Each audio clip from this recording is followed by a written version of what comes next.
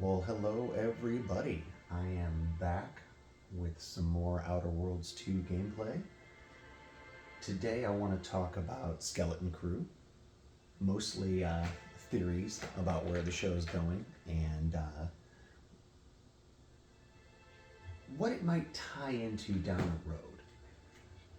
Now, here in Outer Worlds 2, I am currently going through the Murder on Arenados, I believe it's called, DLC, and I am way, way off the beaten track when it comes to where I'm supposed to be quest wise. That's okay. I'm not terribly good at the combat anyway, and I am playing on the hardest difficulty with no companions. So if I were in a situation with a bunch of firefights here, I'd probably just be dying left and right in front of you all. So it's probably good that we're just roaming around exploring. This is a super cool environment, though. It is a series of giant rocks, mountains basically, that are held up by repulsor engines and are circling around a gas giant, I believe. So, yeah, kind of cool. Kind of cool. Anyway, Skeleton Crew. It is definitely a kid-focused show. I've said in other media that it is not necessarily a kids show, but it is definitely about kids. One of the main things that have hooked me about the show is the layers of mystery and how they might be tying this all into both the sequel trilogy and trilogy and the upcoming Thrawn arc. I really did think that initially Jude Law's character was going to be a Sabaoth or Kaboth or however you want to pronounce him, retcon by Disney going into the Thrawn arc. I thought he would have made a great. He could have played two different characters. He could have played the mad one and the sane one. I think it would have been awesome. But I don't think that's where they're going with Jude Law's character anymore. It's pretty obvious that they're not going that direction. It does seem like he is, just based on the actor's age and the timeline of the show, it really seems like he might be too old to have been a youngling during Order 66, but it feels like he was definitely Order 66 adjacent. I expect we're going to find some tragic backstory of him putting himself in a situation as a youth or a young man where he basically took on this Captain Crimson Jack, whatever, persona. So I find that interesting. I'm looking forward to seeing where it goes with that, and where his relationship with the kids and with the ship and with the SM-33 droid. I know in interviews he has come out and said, Jude Law has come out and said that his character has similar, discriminatory feelings towards droids that Din Djarin did. So I'm curious where that's going to go. I'm curious if possibly his parents were the original pirate captains of that vessel. I think that would be very, very interesting if they abandoned him or left him behind to go searching for Ad-Adin. That could be very, very interesting. I have been ambushed here by a giant group of enemies multiple times, and I'm really not looking forward to trying to fight my way through this, so I think I'm just going to avoid the fight if I can.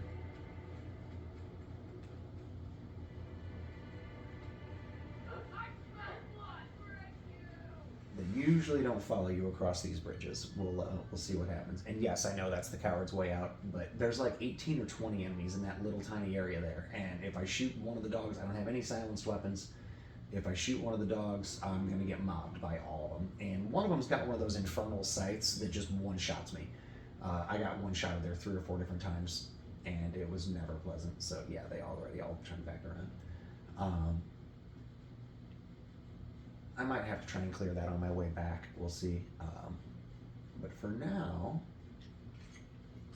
I'd really like to see, yeah, disturbed grounds. So cool. I'm getting back into the area where I'm following the footprints, following the tracks. Let's see if I can find somewhere. I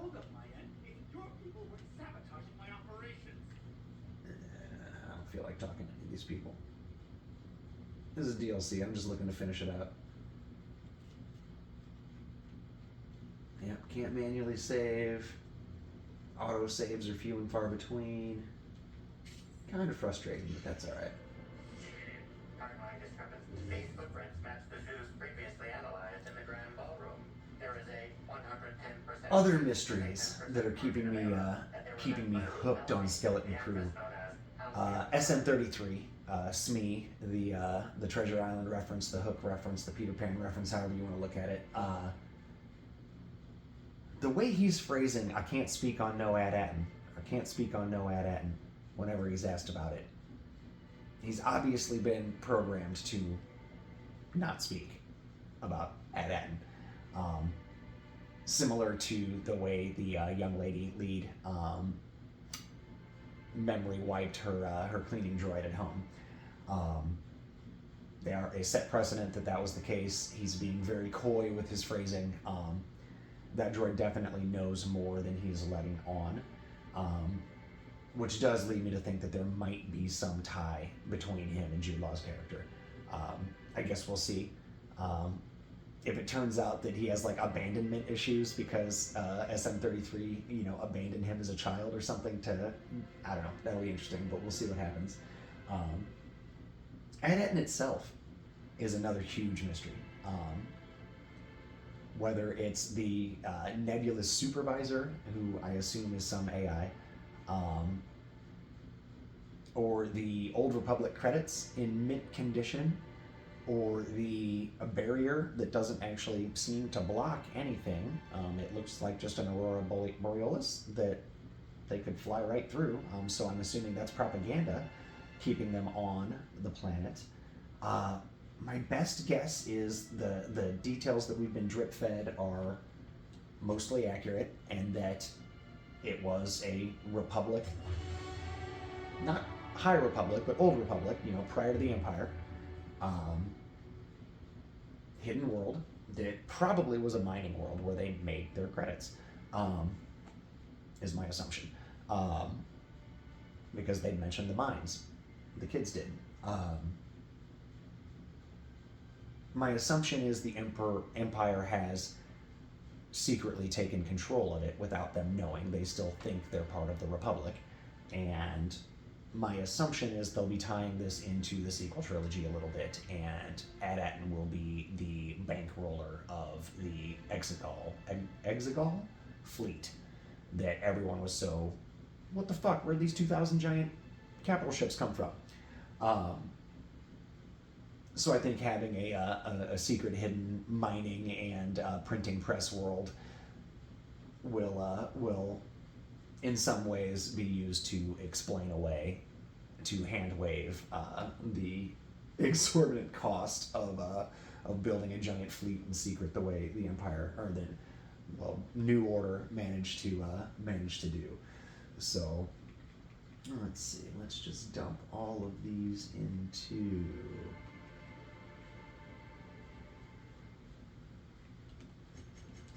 Heck.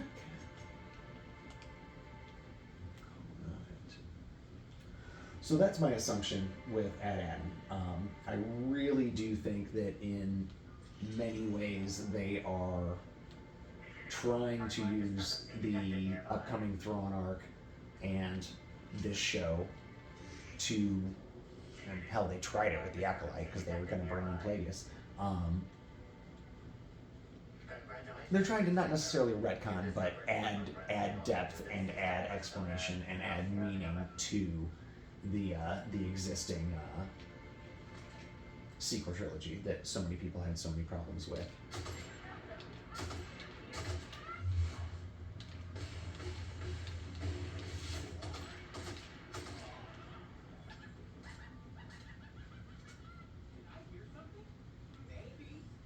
These dudes have got some weird issues. So yeah, that's my expectation, is that this is all going to tie into the Thrawn arc that's coming up. I think they'd be kind of dicks to bring in Din Djarin and Grogu as cameos of some way. It feels like the show doesn't really need it, but Disney is what it is. So we'll see. Nostalgia bait and seems to be, and cuteness overload seem to be like two of their go-to strategies anymore. So I guess we'll see. And I still like it for the most part, but we'll see how it all plays out. Regardless, Skeleton Crew's a lot of fun.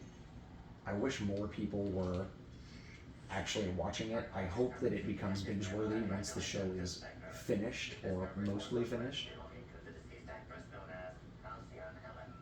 I will not be attacking that drunk lobber, whatever the fudge that is. Ooh. Let's go and collect all this stuff. So one interesting theory that I saw floating around, and it was a very, very, very small channel that was talking about it, the idea that the original captain of the ship that the kids are on, and I wish I remember the name of it because it's a badass name, like the Cinder or something, some crazy, it's cool sounding, whatever it was. It would be cool if that ship was originally captained by Talon Karrde. I still have this just wild hope that they're tying a bunch of Zahn's characters in to the upcoming Thrawn piece. I think it's going to be more than just the Mando and Grogu movie and Ahsoka Season 2. I think we're going to see a fair amount spread out around this upcoming arc. I really hope that they use this for the next decade to just utterly fill in the gaps between Return of the Jedi and the sequel trilogy. There's a lot of explaining they can do that will hand wave away some of the more silly nonsense of the sequel trilogy.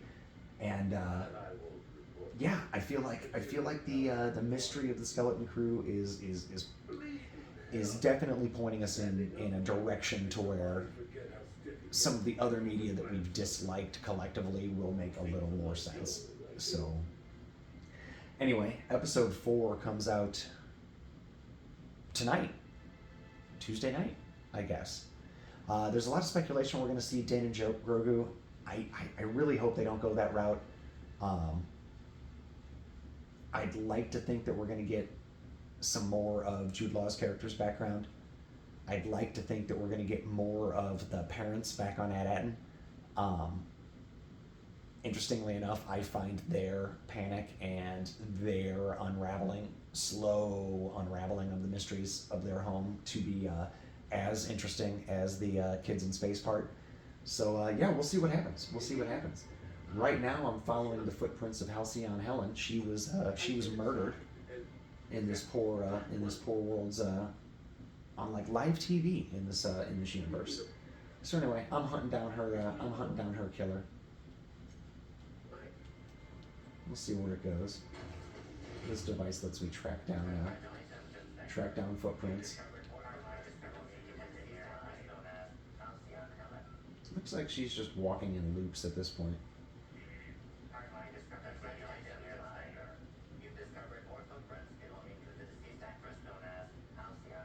Yeah, there's a big old pack of those enemies over here. Let's see if we can avoid some of this. It looks like all of those footprints are just circling around to here. And then up there. So let's just go ahead and go up here. Ooh, shit, one of them sees me. How bad does he see me though? Yeah, it's going down. Nice. Yep, still following our footprints. Cool. I think he's sleeping. Or drunk. Okay. So we're good there. Outer Worlds is shockingly good. I know a lot of people dismissed it as being just, too short or too not showing enough depth. Okay, good. I can avoid those two. Fuck. I thought I could avoid those. Alright, so this is going to be interesting because I've said before I'm not great at combat. I'm not great at any first-person combat. It's never been my strong suit. One shot. I just got one shot. Anyway, so that's what happens when you play this on survival and you're not very good at the shooting part. And it's going to take me all the way back. Remember when we started this video? And I was like 900 meters from my goal? Well, there we are. Back at the beginning. No manual saves except on your ship. No auto saves except when you transition from area to area. Load screen to load screen. And since I happen to not hit any, here we are. So anyway, that was my fun little chat about Skeleton Crew. I hope you guys enjoyed it. I hope you start watching it. Take care.